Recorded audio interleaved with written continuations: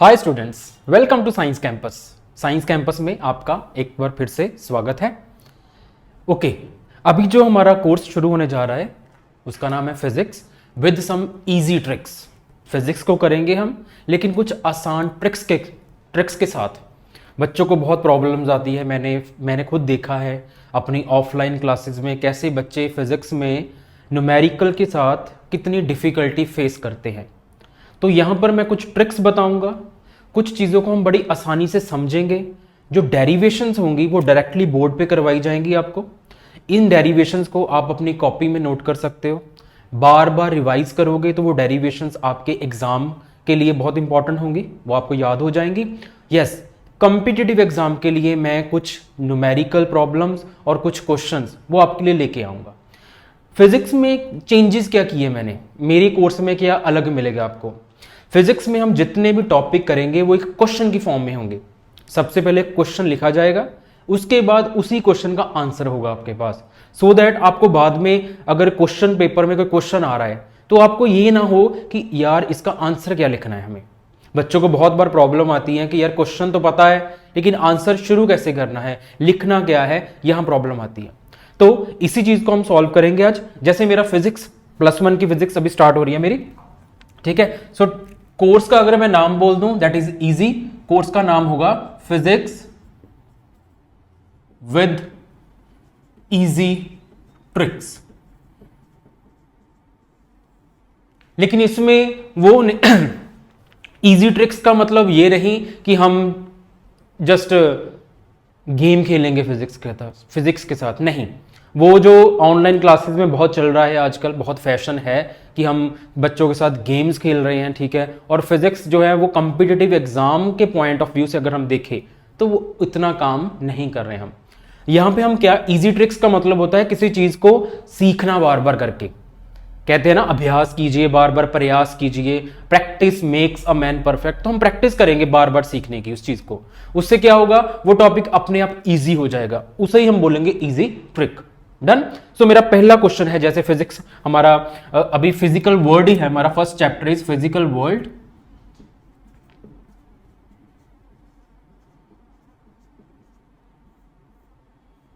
And मेरा पहला topic होगा, जो फर्स्ट टॉपिक है दैट इज फर्स्ट क्वेश्चन। अगर मैं फर्स्ट क्वेश्चन लिखूं तो मैं क्वेश्चन लिखूंगा, मेरे पास जो क्वेश्चन है वो मैं लिख रहा हूं अभी मेरे पास क्वेश्चन है, name the 4 basic forces in nature. Name the 4 basic forces in nature, arrange them in increasing order of their strength। सो ये क्वेश्चन आ गया। फिजिक्स का वही नो, फिजिक्स कौन सी ऐसी चीज है या कौन सी ऐसी प्लेस है यहां पर फिजिक्स यूज नहीं होती। फिजिक्स को केमिस्ट्री के साथ भी यूज करते हैं हम, केमिस्ट्री में, ठीक है। किसी भी एटम, मॉलिक्यूल, आयन का स्ट्रक्चर, अगर इंटरनल स्ट्रक्चर फाइंड करना हो तो ऑब्वियस है उसमें फिजिक्स यूज होगी, ठीक है। वो बाद में करेंगे हम डिटेल में। बायोलॉजी के जितने भी सेल्स होते हैं, ठीक है, उनकी मेम्ब्रेन्स होती है, उनकी स्टडी करनी हो, फिजिक्स वहां पे भी काम आएगी। फिजिक्स एस्ट्रोनॉमी में काम आती है, टेलीस्कोप, ये पूरा चैप्टर है आपके सिलेबस में, ठीक है। और फिजिक्स जियोलॉजी, ज्योग्राफी करेंगे तब भी वहां पे काम आएगी। सो फिजिक्स के इन रिलेशंस को समझने के लिए कि ये फिजिक्स केमिस्ट्री के साथ कैसे रिलेट करती है, सबसे इंपॉर्टेंट है पहले ये समझ लें कि एक्चुअल में इस पूरे नेचर को कौन सी 4 फोर्सेस है जो बाइंड करके रखती है। अभी अगर ये नेचर आज स्टेबल है, अगर ये यूनिवर्स स्टेबल है, आज हम यहां पर एग्जिस्ट कर रहे हैं इस प्लेनेट पे, तो यहां पर कुछ फोर्सेस तो होंगी। Everybody know what is a force. Force is a pull और पुश। कोई चीज अपनी तरफ कोई खींच रहा है हमें, या अपने से दूर करना किसी चीज को, that is called a force, simple, ठीक है। एंड यहां पे आपने छोटी क्लासेस में किया होगा, 9th में 10th में, that force is equal to m into A, that is मा। सिंपली अगर हम याद करें, ट्रिक देखनी है ना, फोर्स किसके इक्वल है, father is equal to mother, F is father, M A, मा means mother, so M is called mass, A is called acceleration. Change in velocity, कोई चीज कितनी तेज चल रही है, टाइम के साथ कितनी उनकी वेलोसिटी चेंज हो रही है, अगर चेंज हो रही है then that is called acceleration. तो इन दोनों को अगर मल्टीप्लाई कर देंगे तो फोर्स आ जाएगी, ठीक है। इस पे भी पूरा चैप्टर है, सो स्टिल इसको हम बाद में करेंगे, ओके डन। सो ये तो इंपॉर्टेंट अभी नहीं है फिलहाल। अभी नेचर में कौन सी 4 बेसिक फोर्सेस हैं, उसके लिए आंसर्स स्टार्ट होगा साथ में। तो ये पहला क्वेश्चन हो गया इस चैप्टर का। सो आंसर है there are 4 forces. First is gravitational force,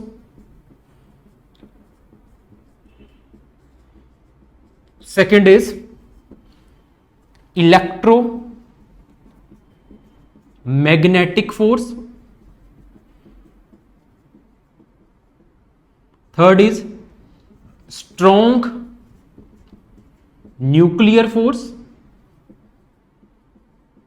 and fourth is weak nuclear force.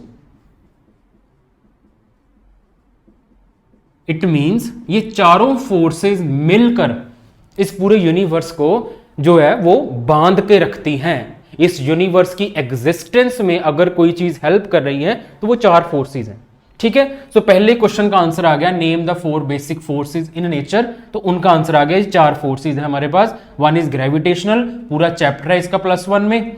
Second is electromagnetic forces, पूरा चैप्टर है इसका +2 में। Strong nuclear forces and weak nuclear forces, इसका भी पूरा चैप्टर है आपकी +2 क्लास में, ठीक है। सो अब बेसिक आइडिया जो है वो हम ले लेंगे यहां पर।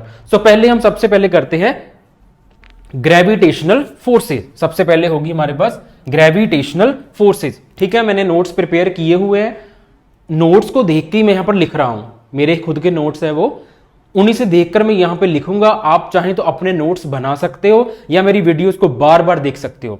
बार बार देखने से क्या होता है कि माइंड जो है हमारा सेट हो जाता है, वो 3-4 बार अगर चीजों को देख ले तो ऑटोमेटिकली वो याद कर लेता है इन चीजों को, ठीक है। सो यहां पे हम देखते हैं, राइट। सो हमारे पास फर्स्ट फोर्सेस जो है ग्रेविटेशनल फोर्सेस, मैंने लिख लिया है इनको, ठीक है, क्योंकि टाइम थोड़ा सेव हो जाता है, हमारे पास सिलेबस अभी बहुत ज्यादा करने के लिए है। ग्रेविटेशनल फोर्सेस क्या होती हैं, what are gravitational forces? Gravitational forces that depends upon or that directly proportional to, this is sign of directly proportional, product of masses of two bodies, 2 bodies है, ठीक है, 2 bodies A and B, they are attracting each other, suppose they are attracting each other toward themselves, ठीक है। सो एक का मास multiply दूसरे का मास, इन दोनों के प्रोडक्ट के डायरेक्टली प्रोपोर्शनल होती है ग्रेविटेशनल फोर्स। दूसरा पॉइंट, यही फोर्स इनवर्सली प्रोपोर्शनल होती है। इनवर्सली मींस होता है 1/, जब भी हम 1/, लिखते हैं दैट इज इनवर्सली, ठीक है। और 1/, that is r²। What is r² now? Suppose these are 2 bodies m1 m2 and this is a distance between them, total distance, this is centre O, suppose this is a distance r। So जो force इन दोनों में लग रही है अभी, the force which is operating between these 2 bodies that is directly proportional to their product mass। Mass दोनों का मल्टीप्लाई कीजिए, फोर्स आ गई हमारे पास। लेकिन साथ में फोर्स को इनवर्सली भी करना होगा डिस्टेंस के स्क्वायर के। डिस्टेंस का स्क्वायर जब भी आ जाए यहां पर तो हमें याद रखना है this point, this force obeys inverse square law. Inverse हो गया and square law means distance जितना ज्यादा बढ़ता जाएगा ये फोर्स उतनी ज्यादा कम होती जाएगी, उतनी ज्यादा कम होगी। जितना डिस्टेंस ज्यादा होगा फोर्स उतनी कम होगी। सो अगर मैं दोनों को कंबाइन कर दूं, क्योंकि पूरा चैप्टर है यहां पर हमारे पास +1 में, इसलिए हम जस्ट बेसिक आइडिया लेंगे यहां पर कि what are gravitational force.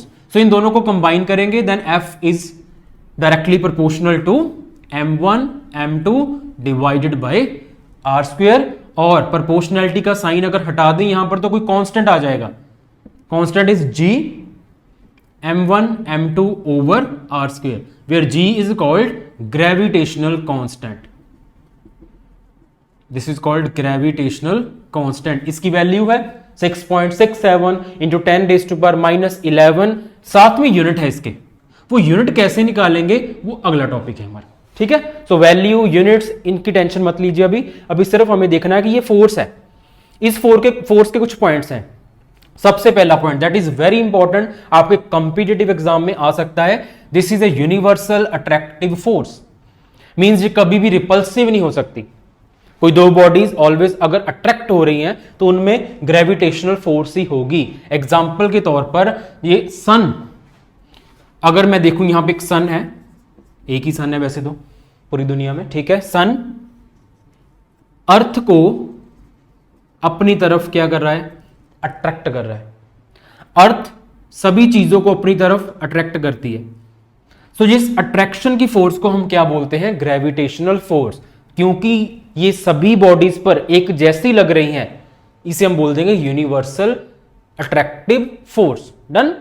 Second point, obeys inverse square law, वो हमने लिख लिया कि ये हमेशा डिस्टेंस के स्क्वायर के इनवर्सली प्रोपोर्शनल होगा। डिस्टेंस बढ़ेगा, फोर्स कम हो जाएगी, ये याद रखेंगे आप। Third, that is very important, long range force. Long range force does not need any medium. Means दूर से दूर बॉडी जितनी ज्यादा दूर होंगी तब भी ये फोर्स ऑपरेट जरूर होगी। हमने देखा कि डिस्टेंस बढ़ेगा तो ये फोर्स कम हो जाएगी, लेकिन इसका मतलब ये नहीं कि ये लगेगी नहीं।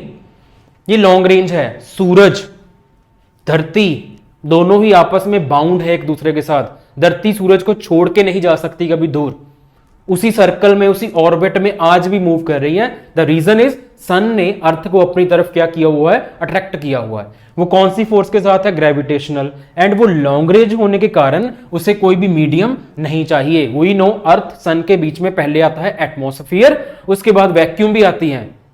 सो वैक्यूम में क्या होगा, वैक्यूम में तो कोई मीडियम ही नहीं है, कोई एयर नहीं है, कोई वाटर नहीं है, कोई कुछ नहीं है। तो उस मीडियम, जो मीडियम लेस जो मीडियम आ गया हमारे बीच, वैक्यूम, वहां से भी ये फोर्स ऑपरेट होती है। इसका मतलब ये है, ठीक है। Third point, fourth, this is the weakest force. This is very important. So अगर इस पूरे यूनिवर्स में कोई सबसे वीक फोर्स है तो ये ग्रेविटेशनल फोर्स है। वीक कैसे हैं, अगर दो बॉडीज में ये लग रही हैं तो ऑब्वियस एक बॉडी मैं हूं, एक ये बोर्ड है, तो बोर्ड मुझे अपनी तरफ अट्रैक्ट नहीं कर रहा। इतना फोर्स है हमारे बीच में, लेकिन वो अट्रैक्शन की इतनी ज्यादा स्ट्रॉन्ग फोर्स नहीं है। So this is the weakest force in nature, but still this is long range. Weakest है, लॉन्ग रेंज है। Done. Okay, then that is central force.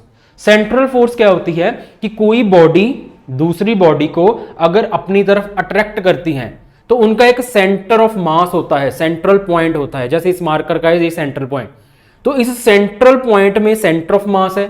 तो बॉडी का ज्यादा मास तो यहां पर ही है, सेंटर ऑफ मास में है। तो इस बॉडी का सेंटर दूसरी बॉडी के सेंटर को अपनी तरफ अट्रैक्ट करेगा। सो सेंट्रल फोर्सेस किसे कहते हैं, जब दो बॉडी के सेंटर ऑफ मास आपस को एक दूसरे में अट्रैक्ट करते हैं। So these are central forces. Done. Okay, this is very important, these are conservative forces. Very very important, conservative forces.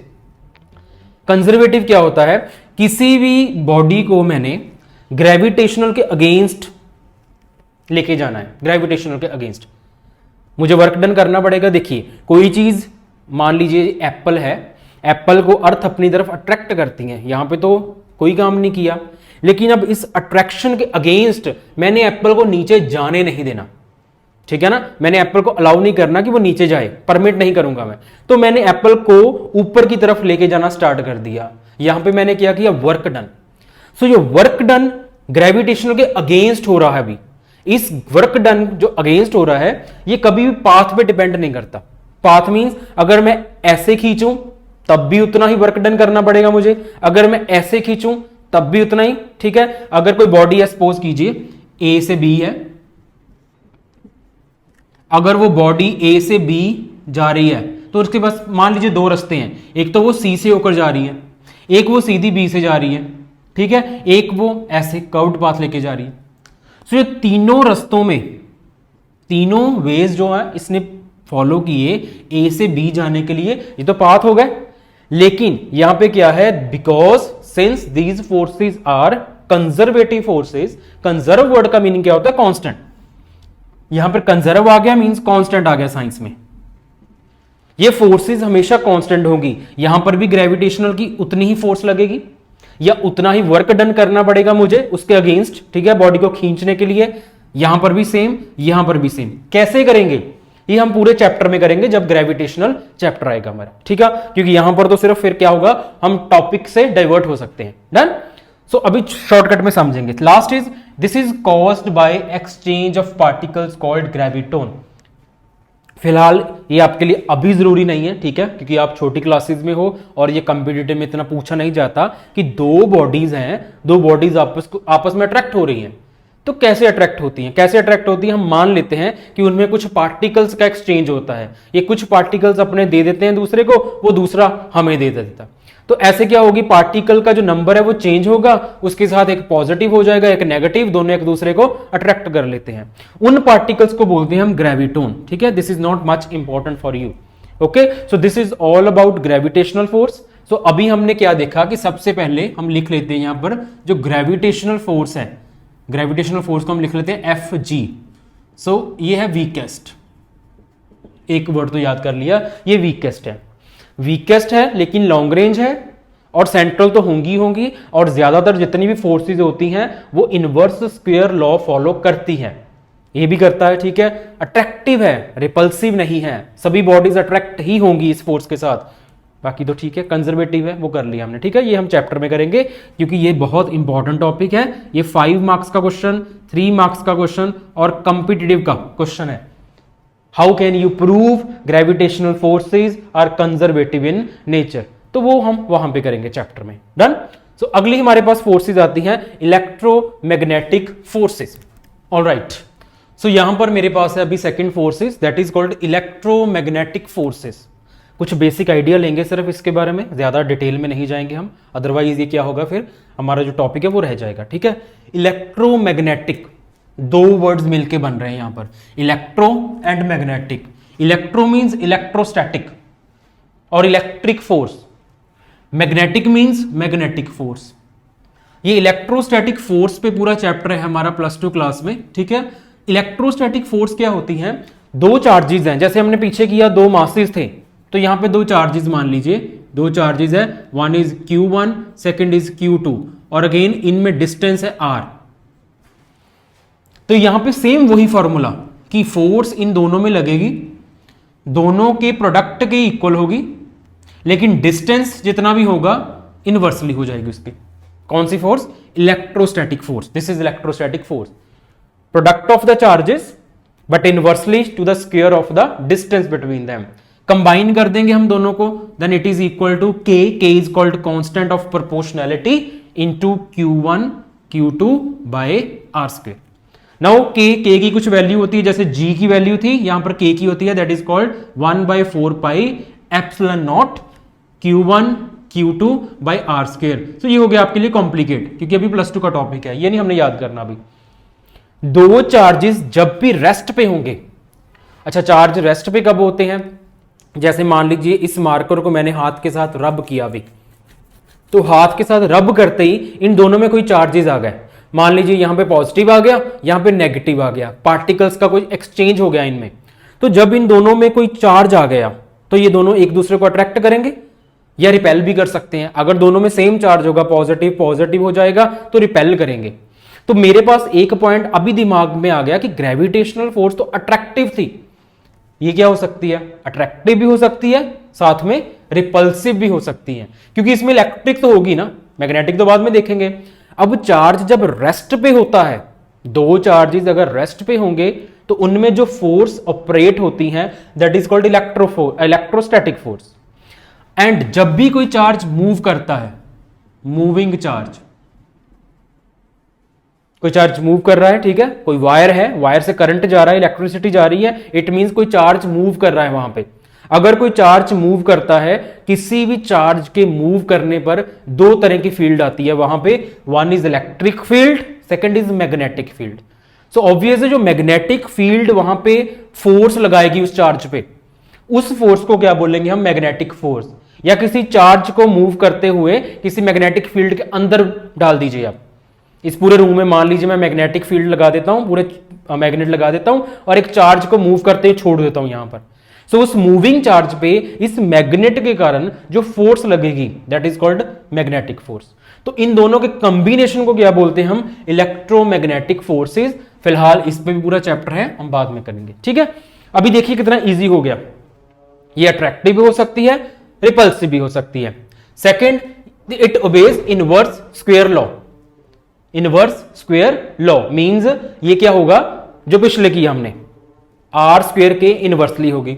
Third, central force है, वो भी सेंट्रल थी, दो बॉडी का सेंटर, क्योंकि सेंटर ऑफ मास जो है बहुत बहुत इंपॉर्टेंट टॉपिक है, वो आपके इसी बुक में आएगा, ठीक है, अभी +1 में। तो वहां पे फोर्स लगेगी ये सेंटर ऑफ मास पे। कंजर्वेटिव है, लास्ट टाइम भी किया, ये भी कंजर्वेटिव है। अभी आप बताओगे मुझे, ठीक है, कमेंट सेक्शन में कि why these are called conservative forces, आप खुद ढूंढ लेना, ठीक है। Okay, this is very important, 10⁻36 times stronger than Fg। Fg अभी क्या था? Gravitational force. So gravitational force अगर वीकेस्ट है, देन अगली जो फोर्स है मेरे पास इलेक्ट्रोमैग्नेटिक, इसे हम E लिख देते हैं यहां पर। It means these are 10⁻36 times of Fg। So ये 10⁻36 टाइम्स ऑफ किसका है? Fg है। डन। अगला, वो कॉज हो रही थी किसी पार्टिकल के एक्सचेंज के कारण, जिसे हमने बोल दिया ग्रेविटोन। ये कॉज हो रही है किसी पार्टिकल के एक्सचेंज के कारण, that particle is called photon. Photon होते हैं लाइट पार्टिकल्स। अभी हम केमिस्ट्री में भी करेंगे, फिजिक्स में भी करेंगे कि जो लाइट हमारे पास आ रही है ऊपर से, सपोज कीजिए सन से लाइट आ रही है हमारे पास, तो हम एज्यूम कर सकते हैं कि जो सन है वो लाइट को डायरेक्टली नहीं भेज रहा हमारे पास, वो छोटे छोटे पैकेट्स फेंक रहा है, ऐसे छोटे छोटे पैकेट है उसके पास, और उस एक पैकेट की एनर्जी को हम बोल देते हैं h into nu. This h into nu is called, h is called Planck's constant, बाद में करेंगे। Nu is called frequency, E is called energy. So इस पूरे पैकेट को हम बोल देते हैं photon. These are called particles of energy. So ये पार्टिकल अगर एक्सचेंज हो रहे हैं दो चार्ज्ड पार्टिकल के बीच, दो चार्ज बॉडी के बीच, देन हम एज्यूम करेंगे कौन सी फोर्स लग रही है उनमें? Electromagnetic force. आई होप सभी को क्लियर होगा, क्योंकि अभी बहुत इजी हो गया हमारे पास। ये आ गया डिफरेंस दो फोर्सेस का, ये हो गया सेम, ये चारों पॉइंट सेम हो गए, और यहां पे हमारे पास फिर डिफरेंस आ गया। सो मेरे पास 3 डिफरेंस आ गए, 3 ही मेरे पास 3-4 पॉइंट ऐसे हैं जो बिल्कुल मैच करते हैं पिछले के साथ, ठीक है। ओके, अभी मेरे पास है थर्ड फोर्स। थर्ड फोर्स है मेरे पास अभी, that is called nuclear force, that is called strong nuclear forces. Strong nuclear forces very important. अच्छा, स्ट्रॉन्ग न्यूक्लियर फोर्सेस एक्ट कहां पे करती है, ये इंपॉर्टेंट हो सकता है मेरे लिए। हमने केमिस्ट्री में पढ़ा है, एक एटम होता है, जब डाल्टन की थ्योरी को मॉडिफाई किया गया तो मॉडिफिकेशन में क्या देखा गया कि एक एटम के सब पार्टिकल्स होते हैं। जो सब पार्टिकल्स हैं उनमें एटम में सबसे बाहर जो होता है वो इलेक्ट्रॉन्स होते हैं, वो नेगेटिव चार्ज होता है, और एटम के सेंटर में होता है एक न्यूक्लियस, जो रदरफोर्ड ने बाद में एक्सप्लेन किया हमें। और रदरफोर्ड ने कहा जो न्यूक्लियस होता है, उस न्यूक्लियस के बीच में एक होते हैं protons, these are called positive charged particles, and second is called neutrons, they are neutral particles, कोई चार्ज नहीं है इनमें। स्टिल देखिए, अब एक न्यूक्लियस में पॉजिटिव प्रोटॉन्स हैं और साथ में न्यूट्रॉन्स हैं, और उसके बाहर इलेक्ट्रॉन्स, नेगेटिव चार्ज। यहां पे समझ आ रहा है कि पॉजिटिव तो नेगेटिव को अट्रैक्ट कर लेगा अपनी तरफ, फोर्स ऑफ अट्रैक्शन होगी कोई ना कोई, लेकिन ये पॉजिटिव को रिपेल भी तो कर सकता है। अगर इस पॉजिटिव ने दूसरे पॉजिटिव को रिपेल कर दिया, या ये न्यूट्रॉन जो जीरो चार्ज हमने मान लिया अभी, तो ये न्यूट्रॉन कैसे बाइंड होकर रह रहे हैं अभी छोटे से न्यूक्लियस में, जिसका साइज बहुत छोटा है, 10⁻⁻15 मीटर का साइज है एक न्यूक्लियस का, और उस न्यूक्लियस में ये बाउंड होके बैठे हैं, तो कोई ना कोई फोर्स तो लगेगी इनमें अट्रैक्शन की। रिपल्शन तो अभी हो नहीं सकती यहां पर, अगर ये रिपल्शन होती तो ये पूरा मैटर, पूरा यूनिवर्स आज खत्म हो जाता। सो इस यूनिवर्स को किसी चीज ने बांध के रखा है, उस फोर्स को हम बोलते हैं स्ट्रॉन्ग न्यूक्लियर फोर्स। तो यहां पे क्या होता है, पॉजिटिव में कोई पार्टिकल एक्सचेंज होगा, जैसे पहले में ग्रेविटोन था, सेकंड में फोटोन था, थर्ड में कोई पार्टिकल होगा, जिस पार्टिकल को हम बोलेंगे पाई मेसॉन्स। सो ये पाई मेसॉन्स में पूरा चैप्टर है हमारी +2 क्लास में। पाई मेसॉन जो है वो एक्सचेंज हो रहे हैं इनमें। एक्सचेंज होने के कारण क्या होता है, एक प्रोटॉन में पॉजिटिव चार्ज कम हो गया थोड़ा सा, दूसरे में थोड़ा ज्यादा हो गया।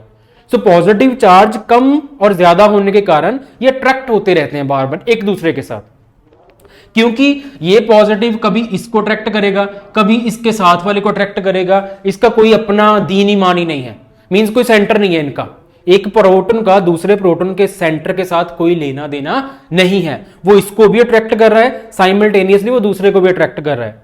सो इट मींस ये जो फोर्सेस होंगी ये नॉन सेंट्रल होंगी, ये सेंटर पे डिपेंड नहीं करती, नॉन सेंट्रल है, साथ में नॉन कंजर्वेटिव भी है। नॉन कंजर्वेटिव मींस ये पाथ पे डिपेंड करेगी। अब अगर मुझे वर्क डन करना पड़ेगा तो वो पाथ पे डिपेंड करेगा। अगर पाथ लंबा हो गया, बहुत ज्यादा लंबा हो गया, देन ये काम करना बंद कर देंगी, ठीक है। अगर पाथ छोटा हुआ तो ये काम करेंगी। इट मींस ये शॉर्ट रेंज है। शॉर्ट रेंज का means only operates over the size of nucleus. It means जो स्ट्रॉन्ग न्यूक्लियर फोर्सेस है वो कहां पे लगेंगी, सिर्फ न्यूक्लियस के केस में ही लगेंगी। न्यूक्लियस का साइज होता है 10⁻⁻15 मीटर।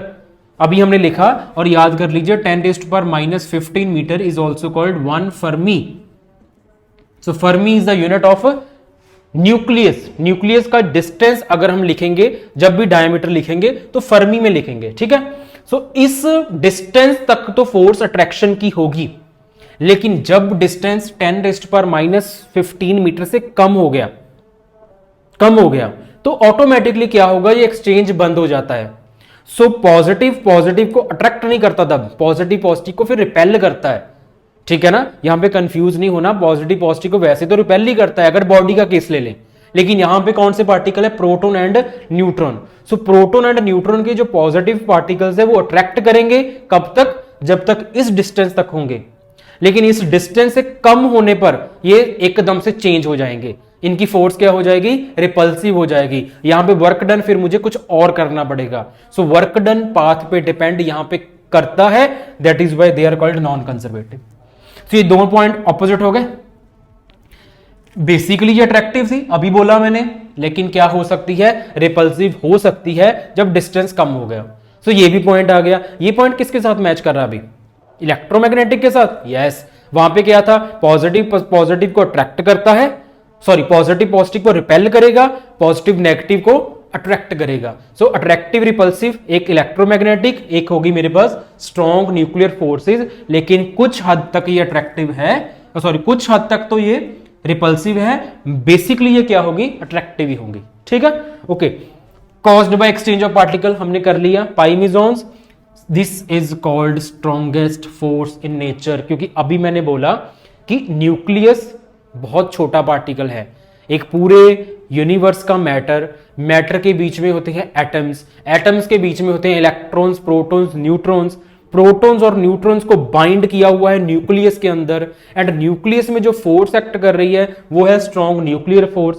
और स्ट्रॉन्ग न्यूक्लियर फोर्स ने उसे ऐसे बाइंड किया है पॉजिटिव पॉजिटिव को कि वो कभी अलग हो ही नहीं पा रहे। इस फोर्स के कारण हमारा जो यूनिवर्स है अभी भी वो एग्जिस्ट कर रहा है। मैटर एग्जिस्ट ही किसके कारण करता है, इस फोर्स के कारण करता है। सो इट मींस ये जो फोर्स है वो सबसे स्ट्रॉन्ग है, स्ट्रॉन्गेस्ट लिख दिया मैंने। सो this is called F, strongest force, या हम न्यूक्लियर फोर्स लिखेंगे इसको।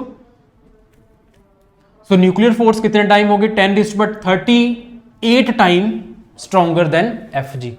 एफ जी का 10⁻38 टाइम ये स्ट्रॉन्ग हो गई। अभी ये 3 फोर्सेस होंगी मेरे पास, ठीक है। 4th फोर्स बची है, उसके बाद हम अरेंज कर देंगे इनको। डन। सो हमारा एक टॉपिक जो है पूरा कवर हो जाएगा आज का। Okay done. सो अभी मैं लिखूंगा 4th। कोई भी डाउट है आप मुझे कमेंट सेक्शन में पूछ सकते हो। कमेंट सेक्शन में मैं कोशिश नहीं करूंगा, मैं सभी क्वेश्चंस के आंसर दूंगा, बिकॉज मुझे बहुत अच्छा लगता है आंसर्स देने बच्चों के, ठीक है। आपके डाउट्स क्लियर करने, ये मेरा काम है। ये कोर्स पूरी तरह से फ्री है, मैंने पहले भी बोला है, इसके लिए मैं कोई चार्ज नहीं ले रहा। हाँ, इसके लिए मेरी मेहनत बहुत लग रही है अभी, मेरी मेहनत, क्योंकि ऑफलाइन क्लासेस से एकदम ऑनलाइन शिफ्ट होना ये एक बहुत ही मुश्किल काम था मेरे लिए, जो मैंने शुरू किया।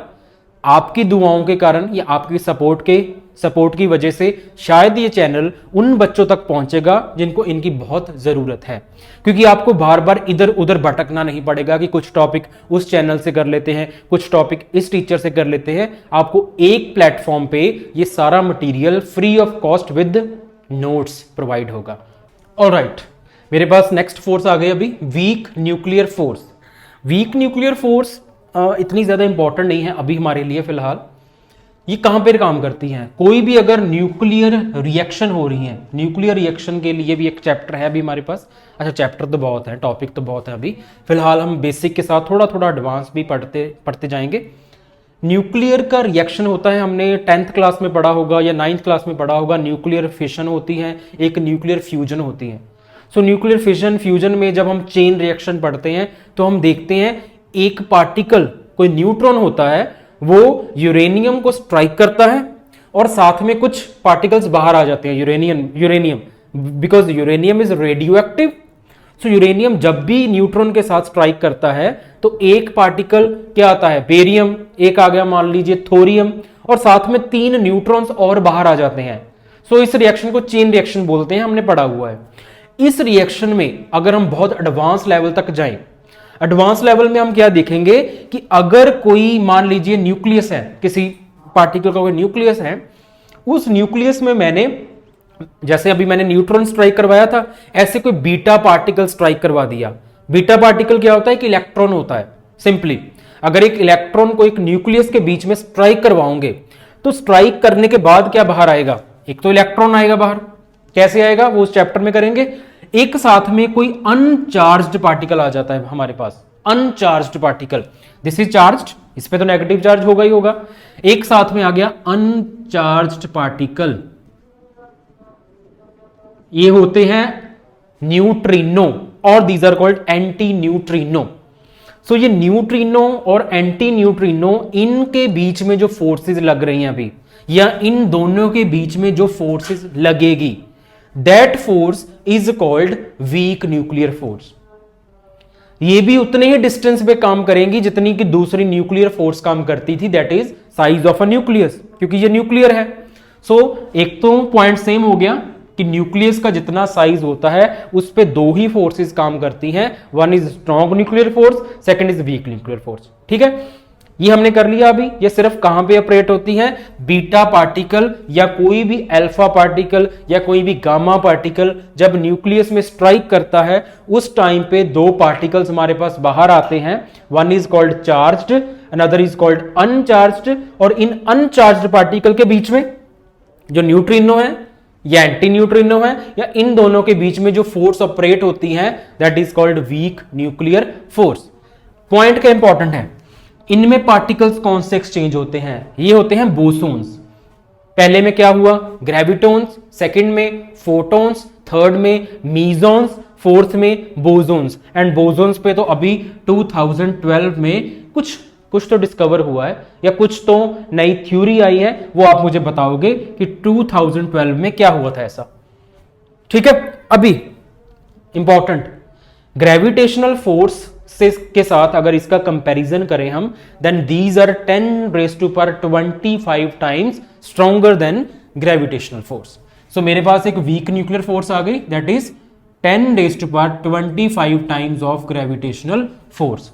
देखिए, एक टॉपिक को समझना बहुत इजी होता है अगर उसमें हम डूब जाएं, अगर अपने आप को पूरी तरह से उनमें इन्वॉल्व कर दें उस टॉपिक के, तो वो बहुत इजी होता है, वो कभी नहीं भूल सकता।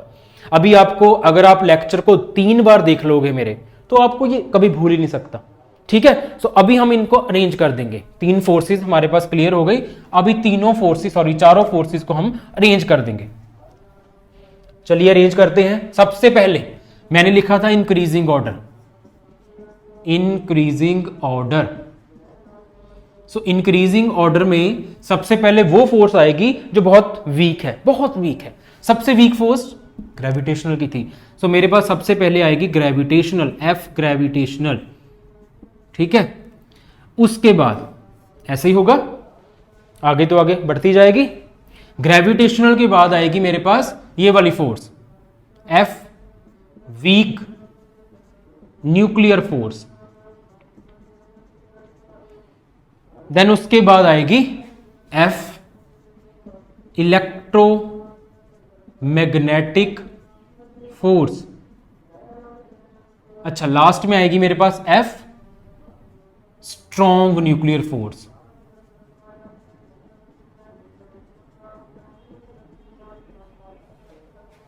अगर ये 1 है तो ये 1 का कितने टाइम स्ट्रॉन्ग थी, 10⁻25 थी, ये 10⁻36 थी, ये 10⁻38 टाइम स्ट्रॉन्गर थी। सो ऐसे क्या होता है, एग्जामिनर को पूरी तरह से क्लियर हो जाता है कि आप क्या लिखना चाहते हो और आपको कितनी नॉलेज है।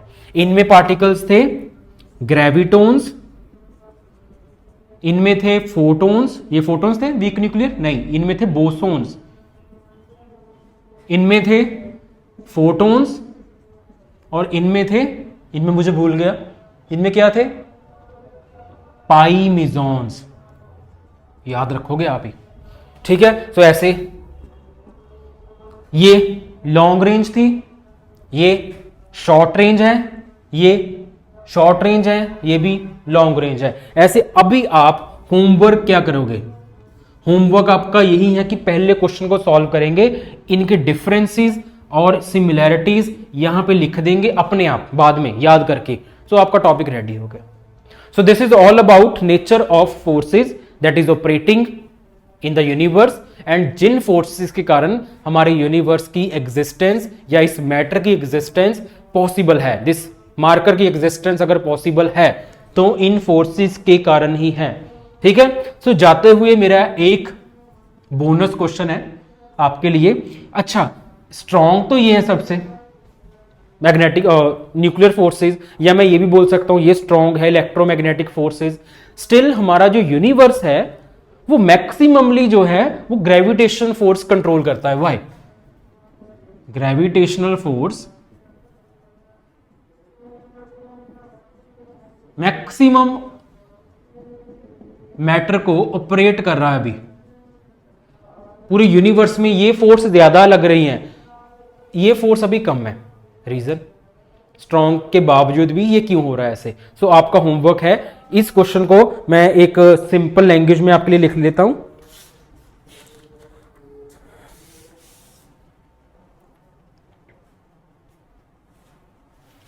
Although gravitational force is incomparably weaker than electromagnetic force, yet it governs the large scale motion both on terrestrial and astronomical scales. Why? एक क्वेश्चन है सिंपल कि ऑल्दो ये स्ट्रॉन्ग है या ये स्ट्रॉन्ग है इस फोर्स से, फिर भी जो टेरेस्ट्रियल मोशन है, जो अर्थ पे मोशन हो रहा है या जो यूनिवर्स में मोशन हो रहा है, उस मोशन को जो गवर्न करना, ठीक है, उसकी जो अथॉरिटी है वो ज्यादा इसके पास है। आंसर बताओगे आप, आपका है, ठीक है question. Okay, thank you very much इस लेक्चर के लिए। ऐसे ही लेक्चर्स और बहुत आते जाएंगे आपके पास।